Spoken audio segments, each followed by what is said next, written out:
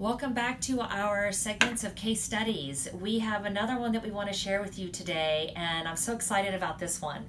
So we are also going to be talking about a neurotransmitter case again, just like we did last week. This young man, let me cover his name really quick on symptom sheet here.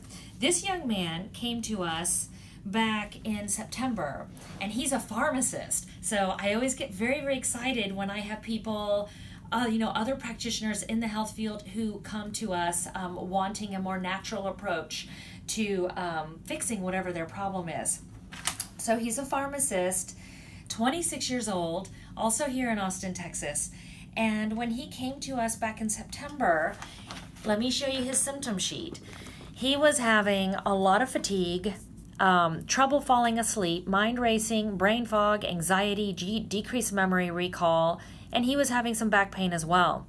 For those of you who haven't seen our previous videos, we have all of our patients fill these out. This is our subjective data that we collect. This is how the patient is feeling, and we have them rate it on a scale from 0 to 10, with 10 being the worst, and the goal is to get to zeros. So he started with us in September 25th of last year, so just a few months ago, and we fast forward here to April, and you can see that his symptoms are decreased by 60, 70%, 100% in some cases. Anxiety went from a 7 to a 4. Decreased memory recall went from an 8 to a 0. His fatigue went to a 7 to a 3. Trouble falling asleep from a 6 to a 1. This guy, when he came in, I've got to tell you, he just looked like he just was not even here. He was not present. He had complete lack of feelings or emotions for anything. And now when he comes in, he smiles, and he has very dry, sarcastic humor, which cracks me up. But I actually get to see that now, and he's dating somebody now, and that's amazing. And he's very excited about that. He cracks a smile whenever he talks about it. And of course, being older than him, I have to give him a hard time about that a little bit. So that's fun. I want to show you his neurotransmitter tests. So back in September of 29, September 29th, 2017, when he came in, his neurotransmitters were almost all of them were bottomed out. You can see here, even the epinephrine that was still within range was barely within range, because if you look up at the top here, if you drew a dotted line, anything to the left of the dotted line there is well within the low range. There's not enough, right? So we want to see him on this test right in this range. And so we worked with him. We did the same thing. We looked at his genetics. We looked at his neurotransmitters, this one right here. And we looked at his blood, and we did a whole body approach. Why do we do that? Because the brain and the brain chemistry doesn't work independent of the other organ systems in the body. In fact, they're directly related to a lot of your other organ systems.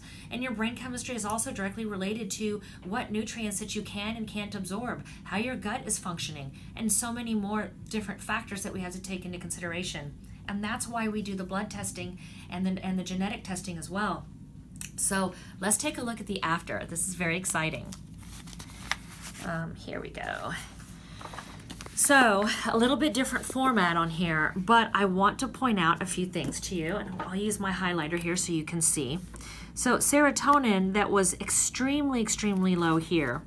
You can see that it's almost right below the WR, so it's almost perfectly mid-range. If I were to draw a line in the optimal area, it's going to be right, anything in this range here is going to be perfect.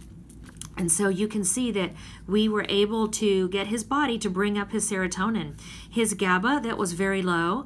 We can see here that his GABA is looking wonderful now. His norepinephrine, let's scroll down here because on this one, it's down here. The norepinephrine, which was extremely low, is also, well, it's still low. So this goes back to what I say on every video that I've done. We can't address every single neurotransmitter at one time in one shot. So we have to work on some of the primaries first.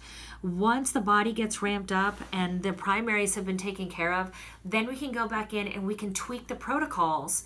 And we have tweaked the protocol since this very last visit, so that now we can focus on the norepi level, which is still in low range. But come back in here and let's finish looking at the rest of these. His epinephrine, which was low, is looking well within range now. It's in the green. It's not in the blue or in the red anymore.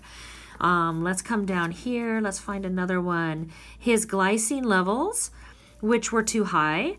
If we come down here and we look at his glycine levels now, his glycine levels are within range.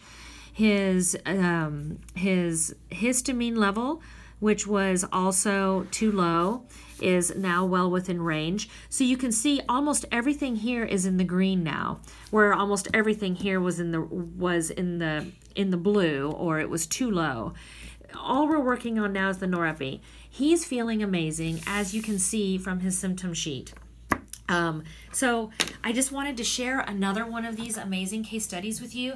It's only been a few months. It doesn't take long for these changes to happen. If you give the body what it needs and you know in what order to start picking up the engines again in the body will heal itself.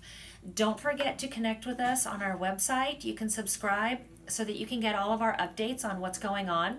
We also have a Facebook page at Modern Holistic Health, and you can follow us on Twitter as well. And stay tuned because we've got another one coming up for you next week. Thanks. Have a great day.